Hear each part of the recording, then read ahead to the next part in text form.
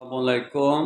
हमारा मुस्लिमीन का कौमी शायर इकबाल ही रहेंगे जब तक कि नील के साहिल से लेकर ताबा खाके काशगर मुस्लिमीन यूनाइटेड स्टेट्स ऑफ मुस्लिमीन नहीं बना लेते। जब बना लेंगे तो मुझे सेंट्रल एशियन स्टेट्स के स्टूडेंट्स मिले आज से 15 साल पहले, तो उन्होंने कहा कि भाई आप कहते हैं इकबाल हमारा कौमी शायर है, हम कहते हैं हमारा कौमी शायर है, तो फिर झगड़ा हमारा यहाँ पर ख़त्म हुआ कि हमारी कौम मुस्लिमीन है तो हमारा सबका इज्तिमाई तौर पर इकबाल ही शायर इंशाल्लाह तजवीज़ होगा और हमारा कौमी शायर इकबाल हकीमुल उम्मत ही रहेंगे इंशाल्लाह। हमारी इस्लामिक वर्ल्ड की यूनाइटेड स्टेट्स ऑफ मुस्लिमीन जो होगी उसके भी कौमी शायर हमारे इकबाल ही सिलेक्ट होंगे और इकबाल ही को तजवीज़ किया जाएगा, अल्लामा इकबाल को।